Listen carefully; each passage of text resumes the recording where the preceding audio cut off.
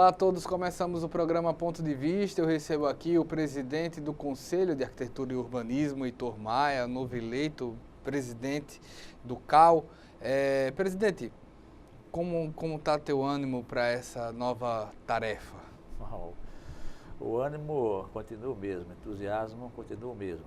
Desde que começamos essa jornada de trabalho junto ao Conselho de Arquitetura e Urbanismo do Brasil, há 6 anos atrás, enquanto conselheiro federal, fomos reeleitos para um segundo mandato de conselheiro federal e agora estamos assumindo esse desafio, esse novo desafio como conselheiro estadual e como presidente eleito para trabalhar nesses próximos 3 anos no Conselho de Arquitetura e Urbanismo de Alagoas, CAU Alagoas.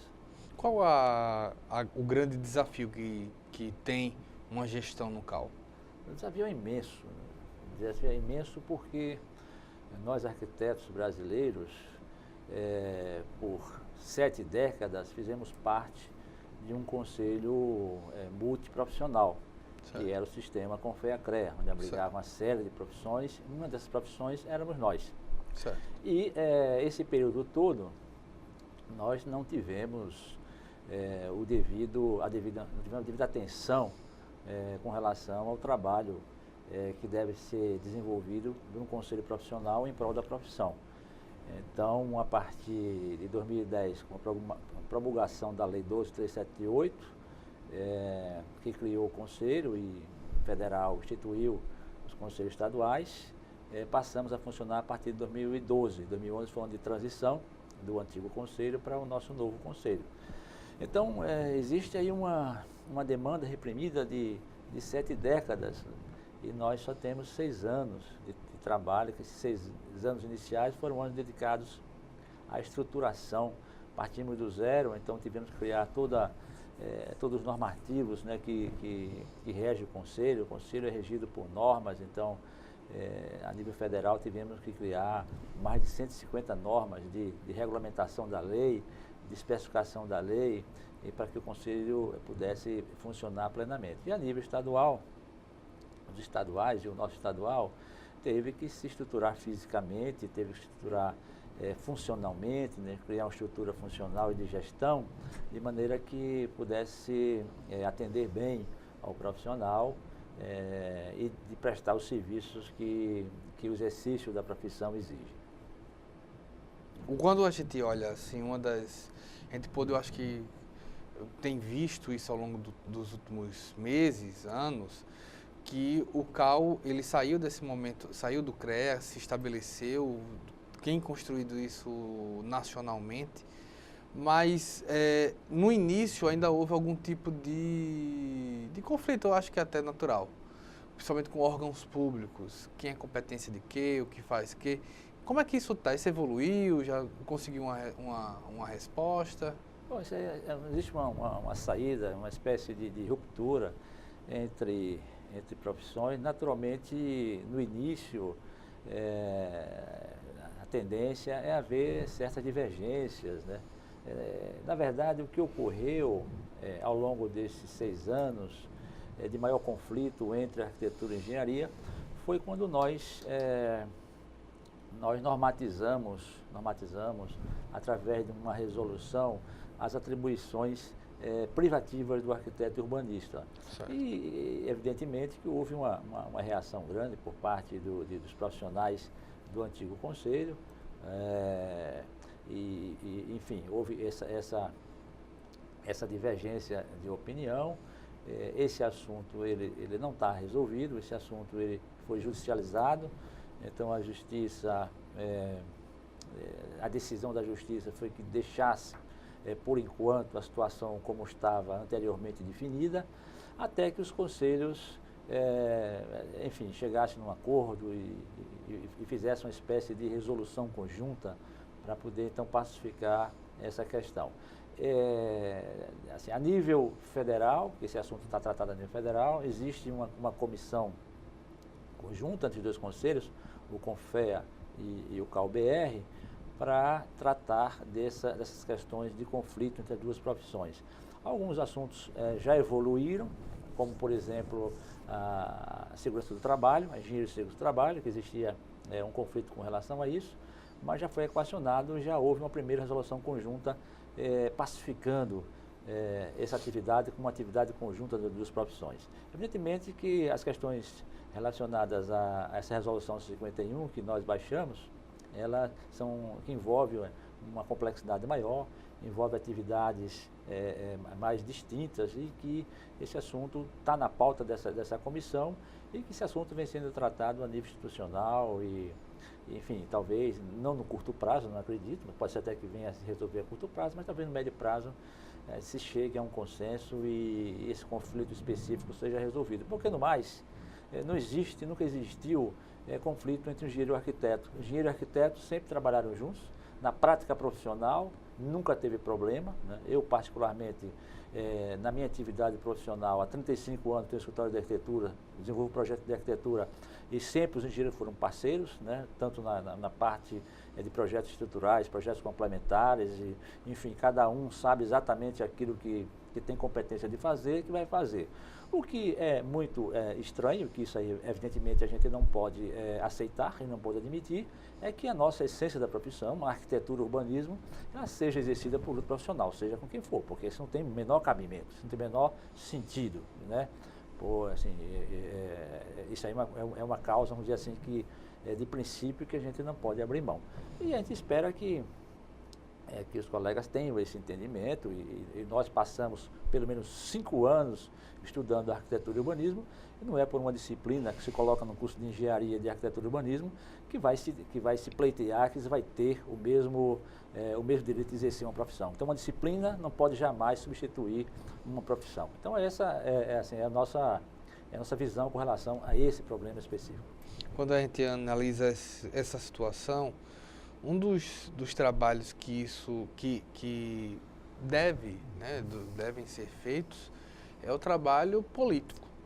Isso daí geralmente é levado ao Conselho Federal e isso daí é discutido de forma nacional para compor politicamente. O CAU hoje se sente forte politicamente em termos nacionais, em termos políticos, em termos de presença nas instâncias decisivas? Olha, evidentemente que existe essa defasagem de tempo muito grande. A gente tem plena consciência do que somos capazes e do que podemos fazer. Evidentemente que a engenharia, por ter essa hegemonia de décadas e décadas, hoje em dia, ela, politicamente, ela tem uma força muito maior do que os arquitetos. Isso aí é inegável. Mas eu acredito que assim, cada dia que passa, nós devemos conquistar esse espaço de maior prestígio político a partir do nosso trabalho. Então, o conhecimento da profissão, a valorização da profissão e a força política da profissão, ela é decorrente do trabalho, diretamente ligada ao trabalho. Então, assim, é isso que nós vamos focar no trabalho. Eu creio que o reconhecimento e a força política é consequência. Nós não vamos assim, focar nisso como um objetivo. A gente entende que isso é consequência. Tanto é que a gente tem pautado as nossas ações em função de uma nova visão de conselho profissional. Então, nós não pretendemos, estamos fazendo o maior esforço possível para que o Conselho de Arquitetura de Urbanismo do Brasil e de Alagoas, ele tenha uma prática de atuação diferente de alguns conselhos mais tradicionais, que são órgãos que têm uma estrutura burocrática, uma ênfase na burocracia, uma ênfase no trabalho interno e que pouco atua, né, com relação ao exercício da profissão. Então, nós temos clareza que a nossa função, a função do Conselho de Arquitetura e Urbanismo, ela se divide em 3 partes. Né? Uma parte, essa parte da legalidade, não tenha dúvida, que diz respeito à fiscalização do exercício da profissão. Se fiscaliza tanto se a profissão está sendo exercida por um profissional devidamente qualificado ou coibindo a atuação do leigo no exercício dessa profissão. Segundo, é a questão ética. Então, essa é uma questão assim, fundamental, né, para a valorização da nossa profissão. Então, a ética ela é um instrumento de aprimoramento das relações, né, tanto do profissional com o cliente, tanto do profissional com o profissional, tanto do profissional com a sociedade e o profissional com quer dizer, com a própria profissão. Então, a busca de uma melhor compreensão e a busca do cumprimento das regras éticas que estão presentes no nosso Código de Ética, ela é um instrumento também assim, fundamental para nós assim, diferenciarmos e estabelecermos um novo patamar de qualidade no exercício e, consequentemente, de reconhecimento por parte da sociedade. E o terceiro ponto, que isso aí também é uma questão que muitas vezes não se tinha claro, o Conselho ele vai pugnar sempre pela melhoria da qualidade do exercício da profissão. Isso também é uma função do Conselho. O Conselho tem que atuar de forma complementar à formação acadêmica. É isso que acontece nos países desenvolvidos da Europa, é isso que acontece nos Estados Unidos. Então, o Conselho tem que ter uma política de desenvolvimento, de complementação, de aperfeiçoamento e de atualização permanente das informações técnicas para melhorar a qualidade do exercício da profissão, que isso que interessa. Tudo isso é em benefício da sociedade. Então, dizer que o Conselho assim, trabalha em defesa da sociedade é uma consequência. A defesa da sociedade é uma consequência. O Conselho não é fiscal da sociedade. O Conselho é fiscal do exercício da profissão. Se a profissão ela é exercida de forma legal, de forma ética, de forma com qualidade, consequentemente, quem é beneficiado é a própria sociedade. Me concentrando ainda nesses 3 pontos, o que é preciso avançar ainda em legalidade? A legalidade, nós temos uma estrutura ainda muito pequena de atuação. Evidentemente que o nosso orçamento, se for comparar, por exemplo, com o orçamento do Conselho Pretérito aqui em Alagoas, ele deve girar em torno de 15% do orçamento. Então, é um orçamento muito pequeno. Então, mesmo assim, a gente teve que lançar mãos de instrumentos que potencializassem, né, esses poucos recursos. Que instrumentos foram esses? Nós temos um sistema de informação de gerenciamento, né, tecnológico, e nós temos um sistema único nacional de troca de informações e exercemos essa fiscalização de forma inteligente e seletiva. Não podemos continuar a adotar o antigo sistema de botar o fiscal dentro do carro e o carro circular na rua. Não podemos, não temos assim, esses recursos para isso. Então, nós fazemos programação de fiscalização de forma seletiva e nos utilizamos desse mecanismo. Agora, evidentemente que a gente precisa avançar em outras ações, mas não depende de nós, depende, por exemplo, de parcerias com as prefeituras. A fiscalização é uma ação que ela não é bem vista pelos órgãos, principalmente pelos os governantes municipais, porque a fiscalização incomoda, as pessoas não gostam de ser fiscalizadas. Então, muitas vezes, é um tipo de ação que ela é sempre colocada em segundo plano. Haja vista a situação das cidades, né? A gente mora na nossa cidade e vê principalmente nas periferias, enfim, né?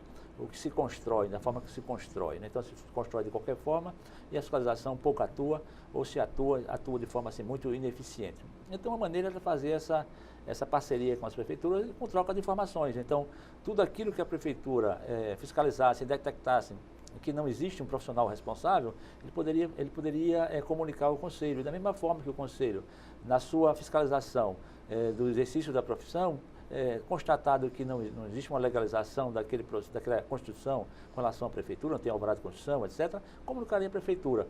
Mas, assim, acredito que isso vai ser um dos pontos que a gente vai ter que iniciar a partir de agora.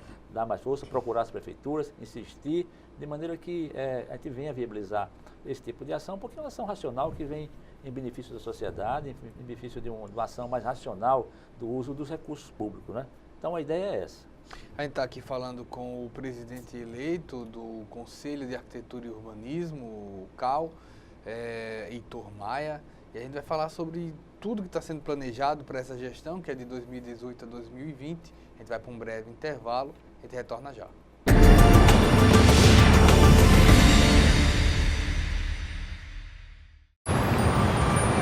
Quando fiquei sabendo que tinha tuberculose, imaginei, é o fim. Mas logo descobri, tuberculose tem cura. Se parar o tratamento, a doença pode voltar, mais forte. Família, amigos, profissionais de saúde, todos juntos contra a tuberculose. É bom saber que eu não estou sozinho. Em caso de tosse por mais de 3 semanas, procure uma unidade de saúde. Pode ser tuberculose e o tratamento precisa ser feito até o fim. ditadura foi uma época de violação de direitos. E muitos dos documentos que contavam os detalhes sobre os crimes cometidos foram censurados, escondidos ou destruídos.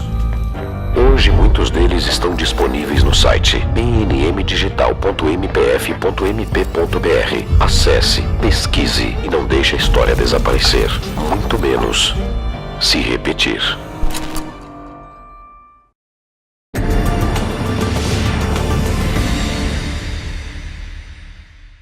Presidente do Conselho de Arquitetura e Urbanismo aqui do estado de Alagoas, seccional Alagoas, o Heitor Maia, está falando aqui sobre a gestão para a qual ele foi eleito, que é de 2018 a 2020. Dá para fazer muita coisa em 3 anos, presidente? Dá sim, claro que dá sim.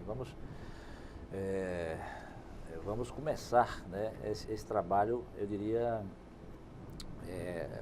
mais ligado a uma política externa ao Conselho, já que esses 6 primeiros anos foram anos em que a gente trabalhou e deu foco na estruturação, como eu falei, física e funcional, e vamos tentar implementar essas ações, esses projetos ligados à prática profissional e atuação mais próximo da sociedade.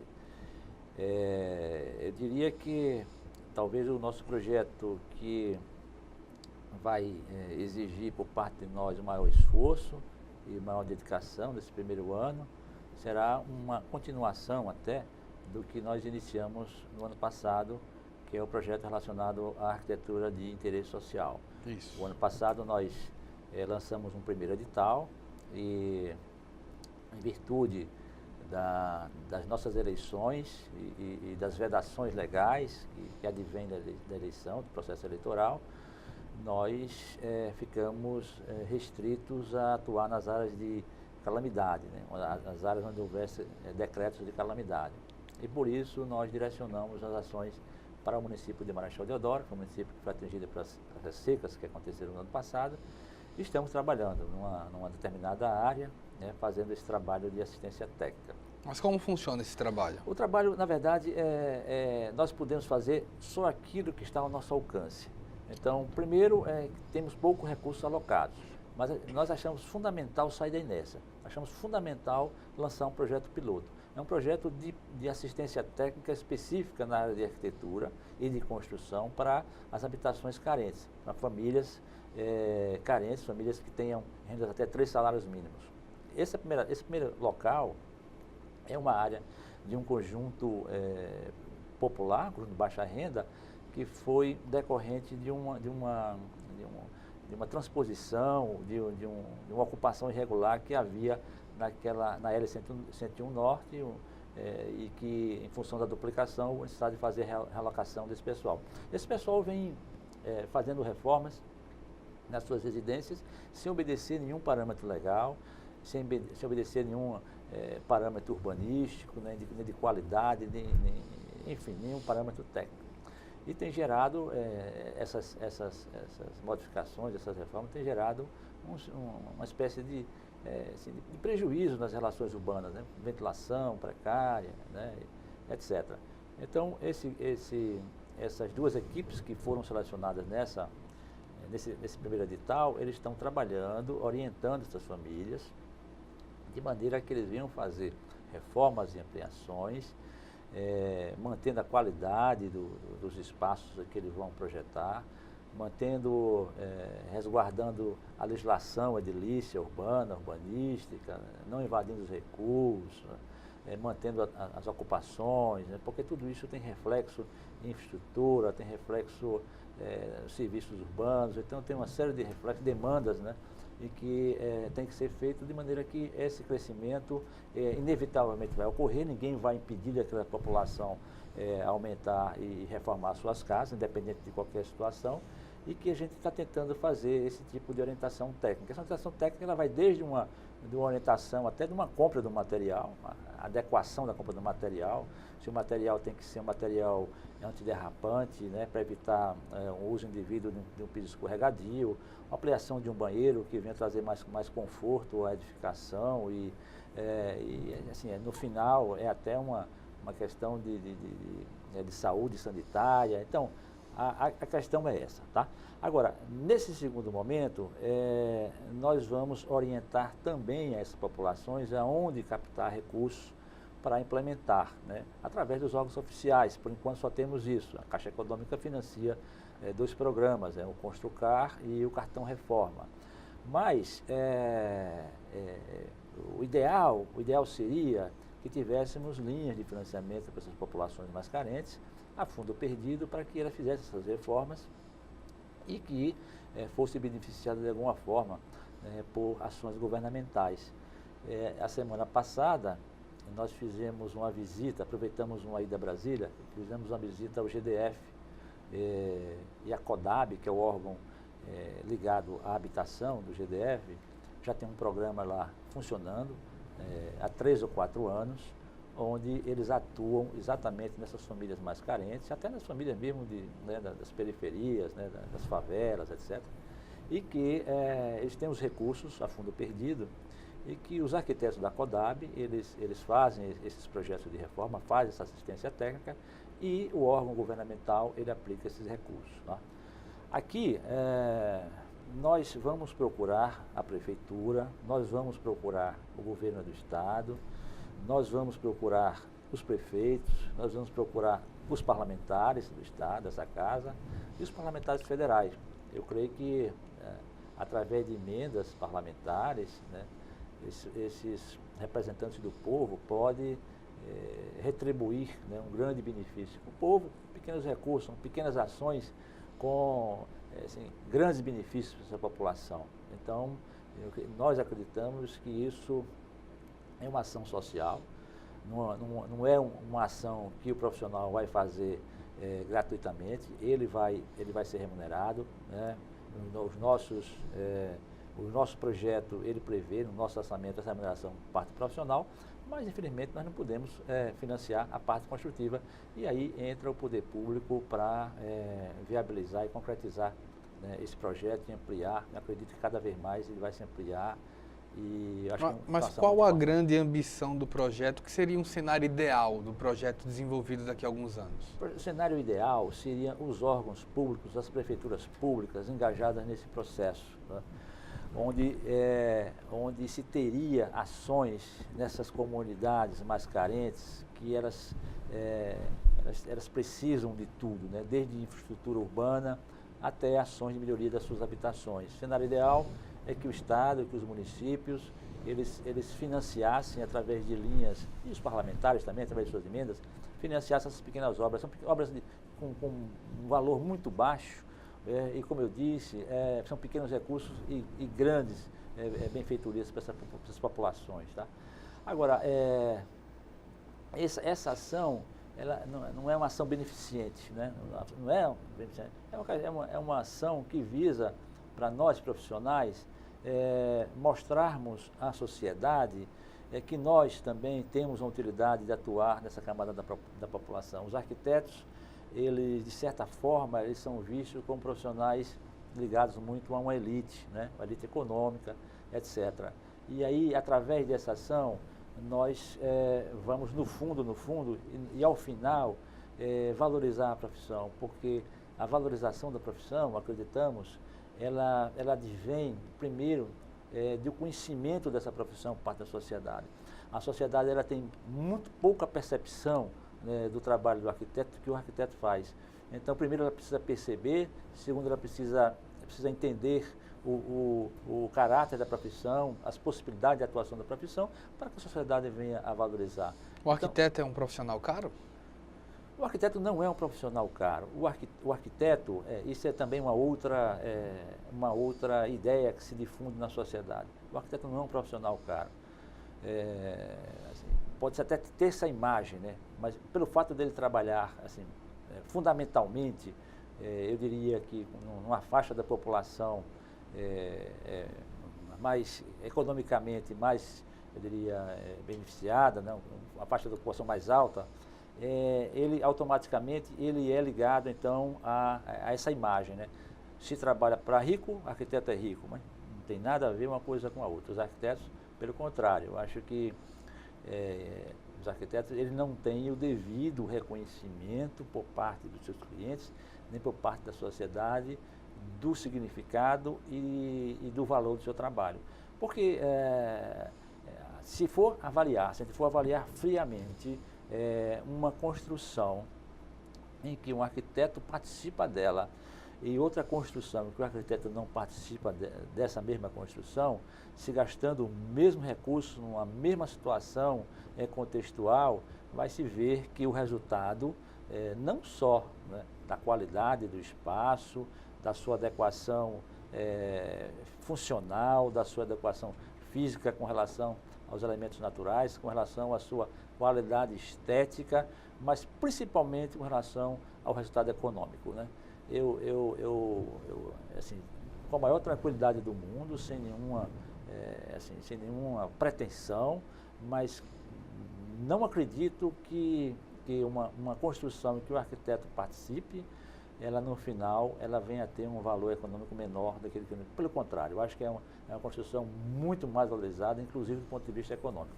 Agora, evidentemente que as pessoas, por ter essa ideia, imaginam que o projeto arquitetônico é um custo adicional, mas na verdade eles não conseguem avaliar o custo-benefício, né?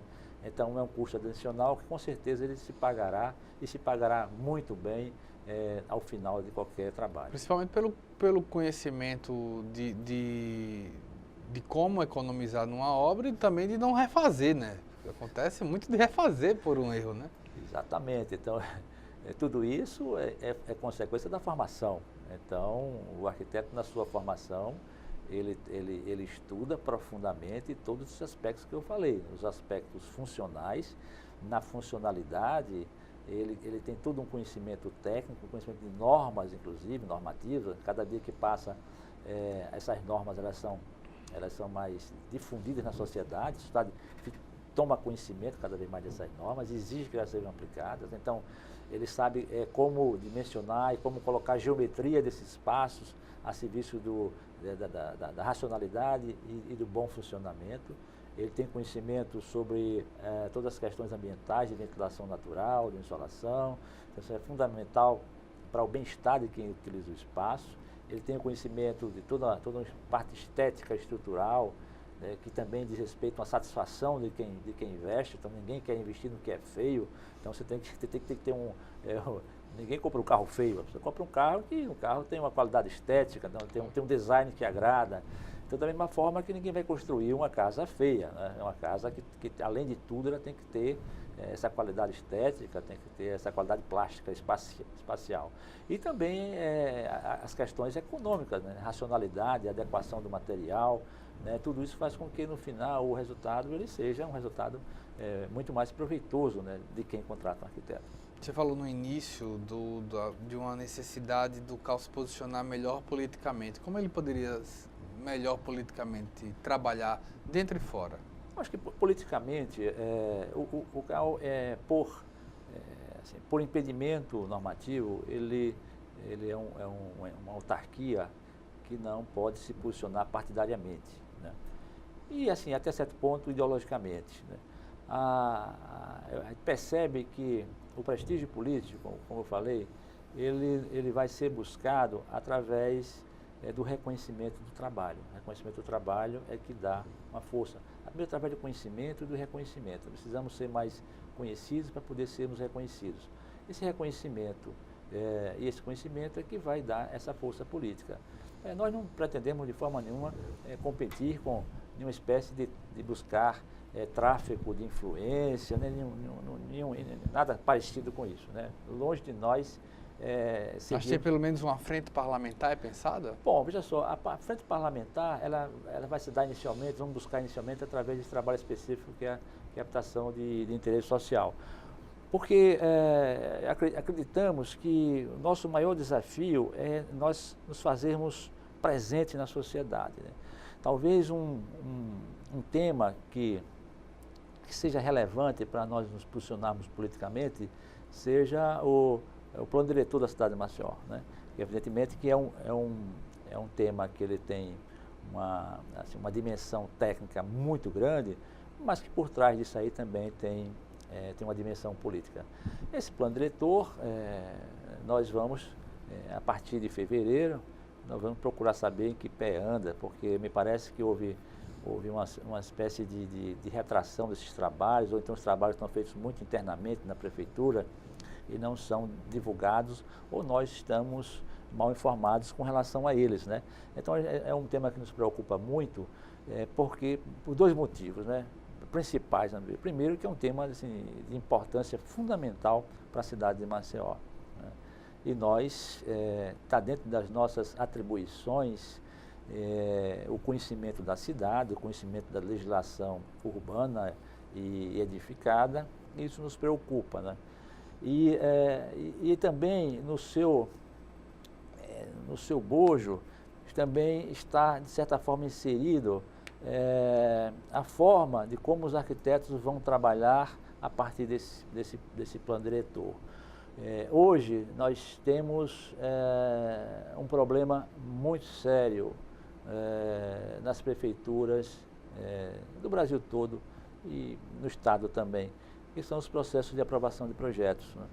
Então, se esse plano diretor ele vem com os mesmos princípios dos planos anteriores, são legislações extensas, são legislações complexas, muito específicas, onde ele extrapola todo, eu diria, todo o sentido de uma normatização e de uma fiscalização, né, por parte do poder público. Ele entra no privado sem necessidade, ele entra em detalhes que não são necessários. Isso faz com que isso gere uma série de conflitos, uma série de interpretações, uma série de problemas, e que isso afeta profundamente o exercício do profissional. Então, as prerrogativas dos profissionais, as prerrogativas do ponto de vista dos direitos de exercer a profissão, não é prerrogativas de privilégio, de forma nenhuma, elas são duramente atingidas pela complexidade desses planos diretores e pela forma com que nós somos submetidos à análise dos nossos trabalhos. Isso só traz prejuízo para a sociedade, né? Quem pode não aprova, quem pode faz do jeito que quer, e aí está o resultado na sociedade sendo feito por construções irregulares e construções que não obedecem à legislação. Primeiro, por falta de fiscalização por parte do poder público, e segundo, por falta dessa, eu diria, racionalidade e de contenção das atenções naquilo que deve se ater, não em detalhes supérfluos, em banalidades, em dificuldades que não servem ao interesse público. A sociedade está sendo prejudicada por essa forma com que esses planos diretores são feitos e pela forma com que eles são exigidos. A gente está falando aqui com o presidente eleito do Conselho de Arquitetura e Urbanismo aqui do estado de Alagoas, o Heitor Maia. A gente vai para mais um intervalo. Na volta vamos falar sobre mais alguns pontos da gestão. A gente volta já.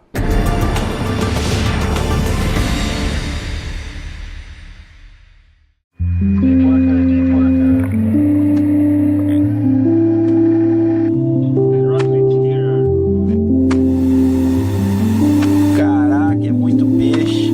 2, 3, 4, 5, 6, 7, 8, 9.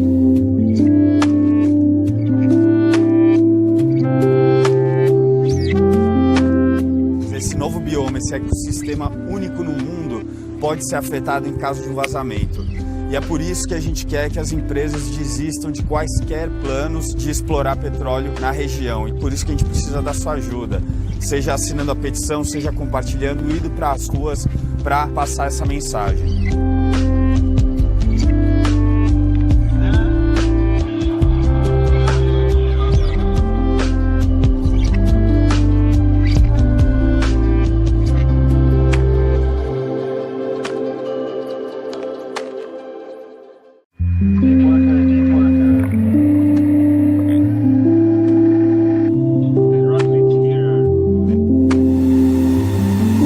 Caraca, é muito peixe. 2, 3, 4, 5, 6, 7, 8, 9.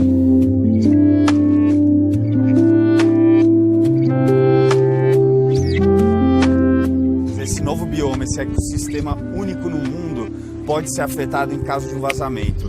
E é por isso que a gente quer que as empresas desistam de quaisquer planos de explorar petróleo na região. E por isso que a gente precisa da sua ajuda. Seja assinando a petição, seja compartilhando, indo para as ruas para passar essa mensagem.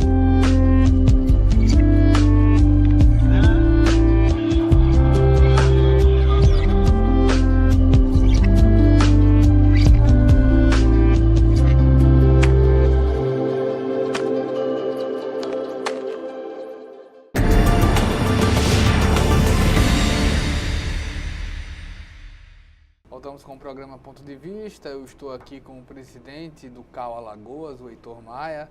Estamos aqui falando sobre as várias ações, a necessidade da presença do arquiteto também nessa sociedade. Quando a gente estava discutindo agora do plano diretor, me dá a impressão, presidente, não sei se o senhor concorda comigo, que não só as prefeituras, o governo do estado, várias prefeituras também e outros órgãos, eles poderiam contar com o CAU e poderiam contar com os profissionais de arquitetura em muitos projetos, em termos estratégicos, em termos de pensar a própria cidade, e isso não acontece. Pelo menos é a impressão que eu tenho. Isso daí, a minha impressão é correta? Olha, veja só, essa também é a nossa preocupação, você tem toda a razão. Tanto é que nós temos um projeto denominado pelo menos um arquiteto por prefeitura.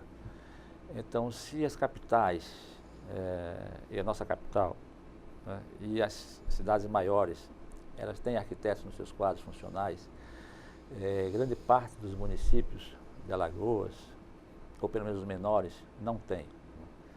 E aí nós vamos tentar viabilizar essa participação dos arquitetos nesses municípios menores, vamos discutir esse tema e tentar viabilizar até através de consórcios de municípios. Então, municípios mais próximos, eles podem se juntar e vamos ver como é que juridicamente a gente viabiliza a contratação do arquiteto para cuidar exatamente do planejamento desses municípios, porque assim, o planejamento é fundamental. Então, mesmo os municípios menores, eles precisam ter um projeto de planejamento, eles precisam ter seus planos diretores e eles precisam exatamente seguir e ser acompanhados no seu desenvolvimento, né, físico e espacial. E outra questão que é fundamental é que esses profissionais também, eles estão aptos e podem ajudar muito o município na captação de recursos. Então, os recursos eles só podem ser reivindicados quando existe projeto. Então, sem projeto não existe recurso, sem recurso não existe obra, sem obra não existe benefício para a população. Então, esses arquitetos eles podem exatamente colaborar com os municípios na elaboração dos projetos ligados à nossa área afim, e isso ser um instrumento importante de trabalho por parte dos prefeitos, né? Então, a ideia é essa também. Então, existe esse projeto a gente pretende conversar com as prefeituras para poder arranjar uma forma, né, encontrar uma fórmula de viabilizar, né? Quando se pensa nessa ausência de arquitetos em muitas dessas prefeituras, qual o prejuízo que tem a prefeitura? Eu acho que a prefeitura ela não se atentou ainda que o prejuízo maior é o crescimento desordenado. Então, essas cidades, elas crescem sem nenhum planejamento, elas crescem sem levar em consideração uma análise técnica de para onde deve crescer. Isso gera problemas de toda a ordem, né? Um crescimento inadequado, ele gera problemas de infraestrutura muito sérios, muito graves. Então, isso pode gerar necessidade de investimentos maiores em saneamento, em abastecimento d'água, em abastecimento de rede elétrica. Então, tudo isso pode ficar comprometido através de um crescimento desordenado, né? Então, o crescimento tem que ser pensado, as cidades têm que aproveitar ao máximo a disposição que existe de infraestrutura para poder não gerar essa demanda maior que só faz encarecer e trazer prejuízo para as finanças do município. Quando a gente pensa, o senhor falou no bloco anterior sobre sociedade.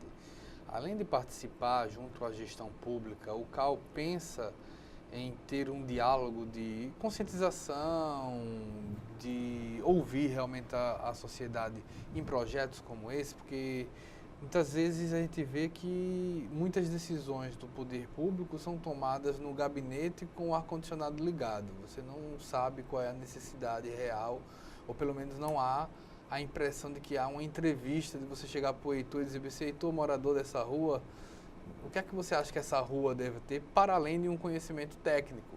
Você também sabe o que é que você precisa na sua rua. O CAU pensa nesse ponto? Também, claro que sim. Nós... Está dentro do nosso programa de trabalho a criação de uns fóruns permanentes, né? Porque nós somos só 9 conselheiros, né? E e nós temos assim muito trabalho a fazer. Então nós temos que dividir esse trabalho com os colegas arquitetos e até com outros segmentos da sociedade que queiram trabalhar.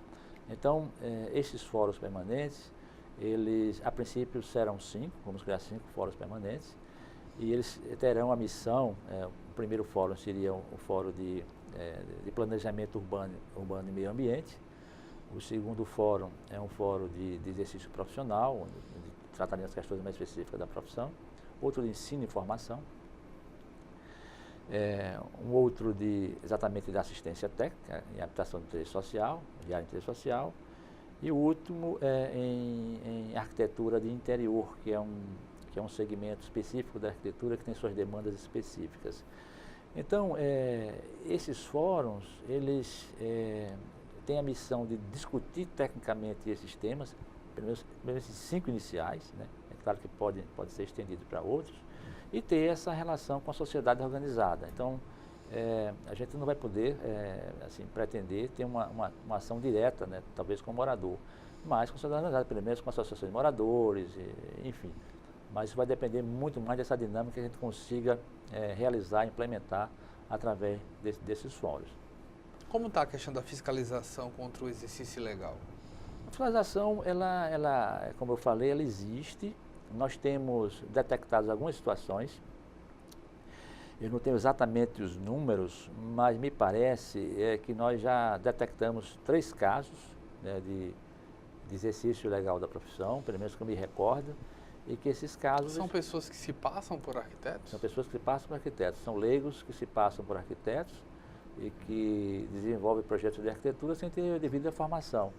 Então essas pessoas elas são chamadas no conselho e é conversado para que elas cessem essa atividade, que é uma atividade que ela é regulamentada por lei e que ela traz uma série de riscos à sociedade. Se for exercida por um leigo, ela pode trazer prejuízo a essa sociedade e normalmente as pessoas corrigem esse rumo e deixam de exercer. Nos casos em que as pessoas insistem, esses processos eles são instaurados, esses processos são enviados ao Ministério Público.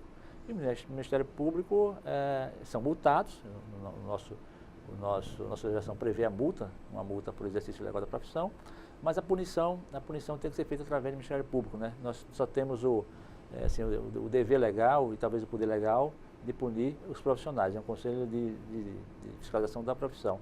São encaminhados ao Ministério Público, acho que tem 3 processos encaminhados ao Ministério Público. O Ministério Público abre um processo de apuração, né, e se constatado, se provado o exercício, ele vai receber uma punição. Aí é um processo na área jurídica, né? Então essas pessoas são encaminhadas para a jurídica. A gente viu aqui, o senhor falou que o CAL, por exemplo, tem algo proporcional a 15% que arrecada um CREA da vida, por exemplo. O financiamento hoje do CAL é bom? Pode melhorar? Como é que é isso? O CAL Alagoas é um CAL de poucos recursos. Se a gente for fazer uma divisão na federação, a gente diria que tem um grupo de conselhos que tem poucos recursos, acho que 10 conselhos são chamados conselhos básicos, são os CAUs básicos. Mas são superavitários todos? Não, não são. Esses 10 conselhos, eles são, proporcionalmente, eles têm uma complementação de recursos de um fundo nacional que foi criado. Então, a nossa lei, ela previu a criação de um fundo nacional, onde todos contribuem, inclusive nós contribuímos para esse fundo, e esse fundo, então, depois ele é repartido entre os CAUs que não são superavitários. Nós, por exemplo, pouco desse fundo, recebemos 20 ou 30 mil reais por ano desse fundo, mas tem conselhos porque a nossa arrecadação é quase assim, o limite do orçamento do chamado CAU básico. Mas tem Roraima, por exemplo, que ele é um conselho que recebe do fundo praticamente 800 mil reais ano.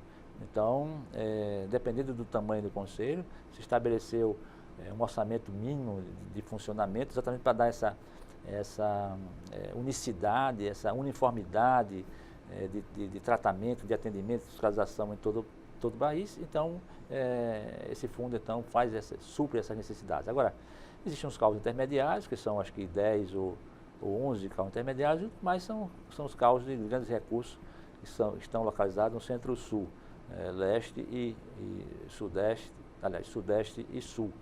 Então, esses caos eles são superavitários, são caos que sobram recursos e que esses recursos, enfim, são utilizados de certa forma para poder fazer com que a federação ela tenha um certo equilíbrio no seu funcionamento. Pois bem, a gente está indo para o nosso último intervalo, estou aqui com o presidente do CAU Alagoas, Heitor Maia. A gente volta já com o programa Ponto de Vista.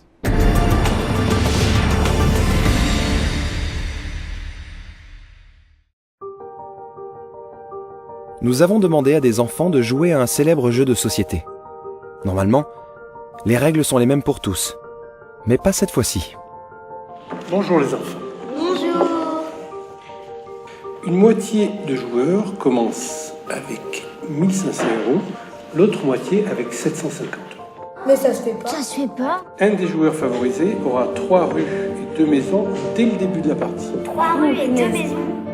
Non, ça se fait pas. C'est injuste. Un joueur possède une carte qui lui permet de ne jamais aller en prison. Là, tu vas en prison. Pourquoi? Fais comme ça, c'est la règle.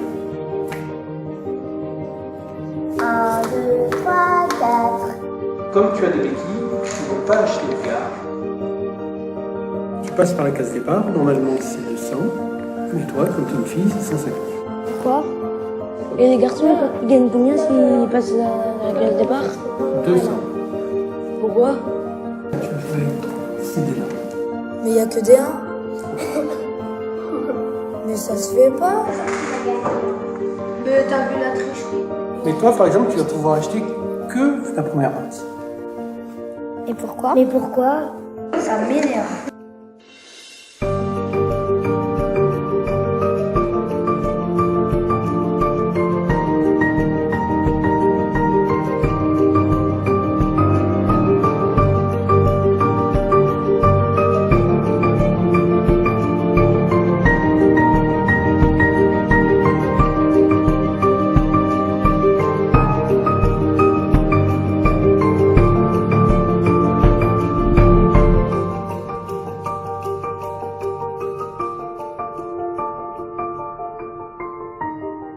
Mais les nouvelles règles, je crois qu'elles sont pas très justes en fait.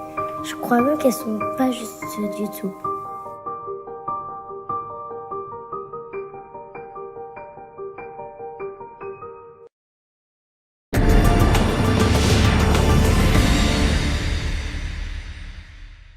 Voltamos com o último bloco do programa Ponto de Vista. Eu estou aqui com o presidente do CAU Alagoas, Heitor Maia. Estamos aqui falando de várias ações da gestão 2018-2020. Quando a gente pensa, você tocou no primeiro ponto, que é a legalidade, mas para a gente resumir, o que é que falta, o que pode ser pensado ou planejado para melhorar os outros 2 pontos, a ética e a melhoria da qualidade? Bom, exatamente.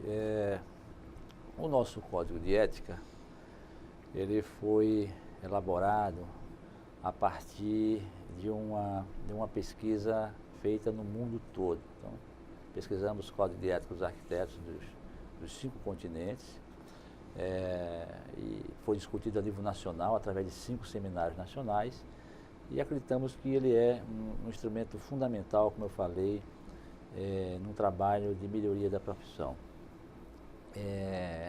Esse código ele precisa ser difundido, ele não pode ser uma peça letra morta.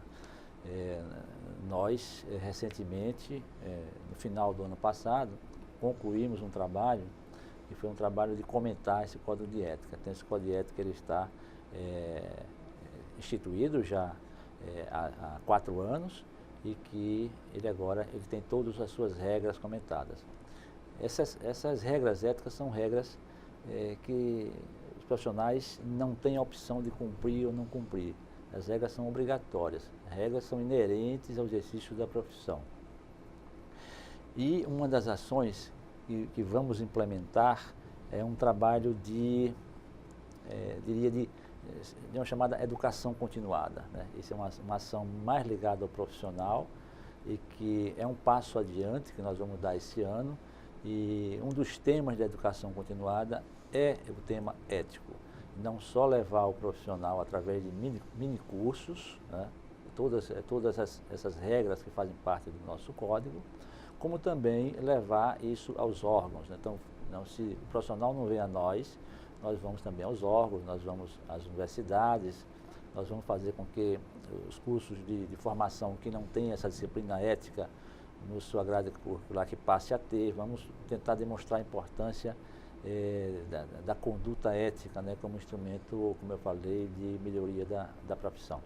Agora, nesse programa de educação continuada, vai se dar o início exatamente da melhoria da qualificação. Já temos 3 assuntos a serem implementados. O primeiro seria de norma técnica. Então, estamos num período do exercício da profissão onde houve um aperfeiçoamento muito grande nessa parte normativa. Então, novas normas surgiram e os arquitetos precisam ter conhecimento profundo dessas normas para que essas normas sejam obedecidas no seu trabalho. E é fundamental, então, que nós passemos essa informação ao profissional através também de módulos, né, módulos permanentes, para que eles exatamente adquiram esse conhecimento. O outro é de legislação edilícia, né? Todo esse problema que existe conflito de interpretação de lei nos processos de aprovação, eles precisam ser diminuídos, eles precisam ser sanados. E aí vamos fazer treinamentos, vamos fazer com que os arquitetos eles tenham um domínio maior, uma compreensão maior, vamos fazer nossa parte, né, para que esse conflito seja amenizado. E outras são as questões jurídicas. Então, a gente pretende dar uma assessoria jurídica para o exercício da profissão. Não é um trabalho sindical de defender arquiteto em causa trabalhística, nem jurídica, nem de conflito com o cliente, não é isso. Se trata de fazer com que o profissional ele seja orientado, devidamente orientado, na formulação dos seus contratos, né, de trabalho, que grande parte dos conflitos que existem entre o profissional e o cliente é pela falta ou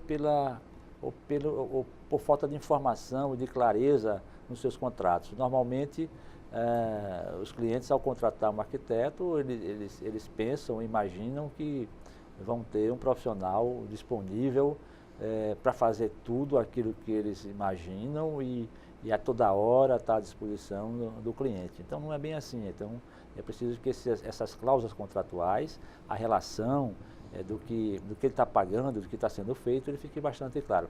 Então, essas questões, vamos iniciar esse processo, então, de educação continuada através do enfoque desses 4 pontos e os outros virão naturalmente a partir da demanda e necessidade dos colegas. O CAU Alagoas é reconhecido o trabalho dele perante o Conselho Nacional? É conhecido, sim. Nós temos um trabalho reconhecido e um trabalho de excelência. Né? Se nós formos avaliar qualquer indicador que meça a eficiência e a qualidade do trabalho do CAU Alagoas, nós estaremos tranquilamente entre os 5 ou os 10 primeiros CAUs, inclusive na frente de muitos conselhos que têm muitos recursos. Eu diria que nós conseguimos ser o primeiro CAU básico a ter uma sede própria. Então, nós temos uma sede própria, né, e que é adequada ao nosso tamanho, assim, dimensionada de acordo com as nossas possibilidades. Né? E isso faz com que leve uma qualidade e conforto no atendimento. Temos um atendimento qualificado e que todas as pesquisas de avaliação por parte dos profissionais, eles têm índice de satisfação muito elevado.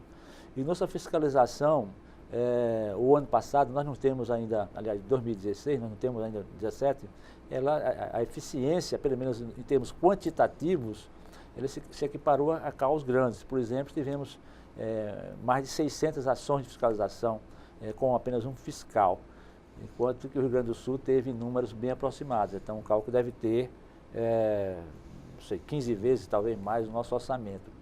Então, a partir desse ano, nós vamos tentar estabelecer novos parâmetros para medir qualidade. Por exemplo, nós temos que não só buscar a quantidade, mas principalmente buscar a qualidade nessa fiscalização. Não adianta número. O número por si só, ele talvez não reflita a eficiência. Né? Nós temos que ter números e temos que ter solução para os problemas. Não adianta o Conselho gerar 600 processos e não ter condições de acompanhar esses processos. Nós temos que tirar 600 ações e 600 ações de solução, né, desses problemas. E temos que avaliar também a relação de qualidade e de eficiência dessa relação. Então, quanto custa um fiscal e quanto custa uma ação anual, né? Então, não quer dizer que você contratar mais fiscais vai dobrar a sua eficiência e vai dobrar a sua atenção com relação à fiscalização. Então, nós sabemos que esses indicadores eles são importantes e buscamos por ele, prezamos por ele. A transparência também. Então, a primeira avaliação que foi feita no nosso portal de transparência nos colocou, me parece que 6º ou 7º lugar. Então, atrás apenas de, acho que 4 ou 5 conselhos, inclusive o Cal Brasil foi um desses, mas na frente de conselhos bem maiores. São Paulo, por exemplo, ficou atrás. Então, nós buscamos essa eficiência em função exatamente dessa nova visão que temos do Conselho. Buscamos sair do modelo antigo e estabelecer um novo modelo. O nosso quadro é um quadro pequeno, mas é um quadro motivado, é um quadro que vem parte dos funcionários através de concurso público e parte a partir de seleção pública simplificada.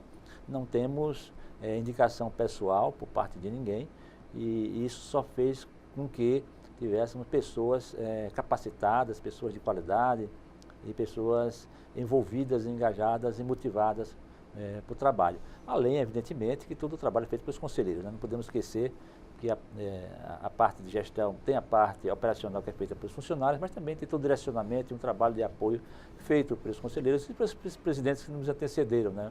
Então, o trabalho é mérito de todos, né? Hoje o trabalho de qualquer conselho hoje está muito ligado à tecnologia. O CAL segue também isso, uma expectativa de chegada de tecnologia ou a presença de tecnologias que possam ajudar na fiscalização, na gestão, na administração de alguma maneira? O CAL já nasceu tecnológico até para a questão de sobrevivência. Então, poucos recursos, mais tecnologia para poder gerar eficiência. Nós somos um conselho em que o nosso registro é nacional, graças a um sistema nacional de comunicação, que é o SIC-CAL, né, de informação e comunicação, que é o SIC-CAL. Nós temos, como falei, esse sistema de informação geográfica referenciada, onde nós sabemos exatamente aonde estamos e onde trabalhamos. Então, todo o trabalho que é feito por um arquiteto é feito um registro de responsabilidade técnica desse trabalho e automaticamente isso é inserido nesse mapeamento, um sistema de mapeamento que nós temos. Então, esses sistemas, ele forma um conjunto de ações ligado à tecnologia e à informação, que ela é gerenciada através hoje de um grupo. É um grupo que é gerido por uma comissão